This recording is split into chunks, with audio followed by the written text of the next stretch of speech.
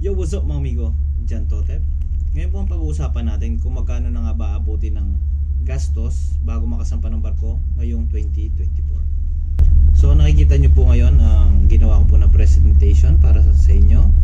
Yan, for Messman po ito ah. Pero meron din tayo sa OS saka sa mga cruise ship, estimated lang din. So trainings, price at saka days kung ilang araw. Pinakaunang-unang kukunin talaga is basic training. Nagkakalaga siya ng 4.5 to 6.5. Tumatagal po siya ng 9 days. Then SDSD 600 to 800. Isang araw lang po yan. Seaman's Book free for first timer. So ito yung pinakamagandang ngayon ng Marina, diba? Para sa mga first timer is libre lang. Nung kami nasa 900 plus pa yan to 1,000. Then passport 950 to 1,600. 950 is yung regular, 1.6 po yung expedite. Mas maganda kung kukunin nyo na lang yung regular kasi di naman kayo agad-agad makakaalis. Then NC1 Messman course 3,000 to 5,000. So mas maganda po dito yung hanapin nyo na training center is yung nasa, yung kasama na yung NC1 na assessment, kasi yung iba hindi pa sila kasama, kayo yung magpapa-schedule. Then dito days is 6 days. Then inter-island training. So dito yung iba libre lang, yung may kakilala. Then yung iba nagbabayad. So hindi ko alam kung magkano abutin. Iba na yata yung rate ngayon. So mas maganda kung yun sa Kalaw, magtanong-tanong na lang kayo. Then tumatagal minimum ng 6 months to 1 year. So bakit 6 months to 1 year? Kasi una-una sa US visa kailangan to na may sampa ka ng 6 months. Then 1 year naman para sa mga nag-BBS or yung kumukuha ng mga para makapag theoretical nabubulala, yung kumukuha na lang ng mga exam sa Marina, yung mga mag-official o maabot silang 1 year. Then medical. So itong medical na to, pag papamedical ka na ng company. So yung iba walang bayad, yung iba kayo muna magbabayad, then i-refund na lang ng company pag tawag dito, pag napit ka na. So dental yung nilagay ko, tas 10,000 yung price o yung presyo ng gastos. So dental kasi ito talaga yung parang pinakamaraming gastos talaga sa mga first timer. Kasi nung ako nakalibre lang ako kasi may tito ako na dentista. Pero ibang mga kasama ko dito nagpapon sila sa bagang, yung operation pa yun eh. So umabot daw ng 5,000 to 6,000 isa. May pasta pa at saka yung cleaning. So more or less talaga 10,000 yung gagastusin mo. Then nilagay ko ng days is 2 yung pagpunta mo unang, then yung pag-follow up mo pa kung babalik. Then syempre sa company meron din kayo mga in-house training dyan. So required training by company. Ang nilagay kong days is 14. Siguro minimum din to. Syempre pupunta ka pa dyan, kukuha ka ng mga papeles mo. Pag maglalakad ka ng papeles mo sa company, yung mga kukuha ka ng mga trainings na kailangan mo doon kung ipapalista mo sa kanila, yung sa accounting, di ba? So marami kang beses rin na pupunta sa company. Nilagay ko lang na minimum na 14.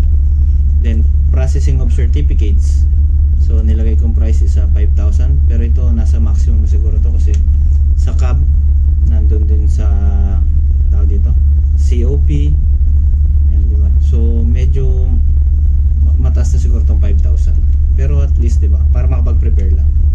Next naman po is yung miscellaneous. So dito na pupasok yung mga NBI clearance, pictures, gamit sa pag-alis, yung mga bag, backpack, trolley bag, syempre yung ballpen, lahat yan kasama sa budget mo, diba? Kaya nilagay ko 30k. Syempre malaki-laki na rin to, pero baka sa presyo ng mga bilihin ngayon baka kulangin pa kasi lalong-lalo na sa pa lang tawag nito, trolley bag pa lang nasa 8,000 to 9,000 yung presyo niya, yung magandang quality na syempre. Kasi sa airport minsan binabalibag, minsan hindi ko sinabi palagi pag tinatamad din nagbubuhat. Sa akin kasi nung una may nabasag sa kasama ko din, nasira yung hawakan. Then budget per day is 500 kasi yun nga ang sa cost of living ngayon, yung 300 to 400 kukulangin na. So sabihin natin 500 talaga yung budget per day mo pag luluwas ka ng Manila. Kung nasa malapit ka lang sa Manila. Pero syempre kung taga probinsya ka, ibang na rin yan, ibang gastos na din yan. So dito kinenta ko silang lahat, umabot siya ng 49,050.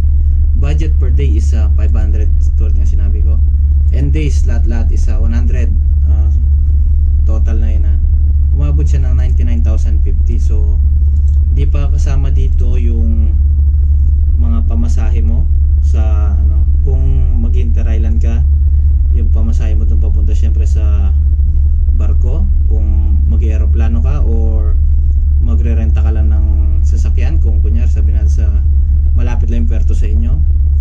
Saka ano pa ba ang dito sa boarding house naman. So dito yung mga taga probinsya naman, so sabi natin yung bayad sa boarding house is 200. Syempre kung yung days na stay mo doon yung is 100, ganun din, di ba?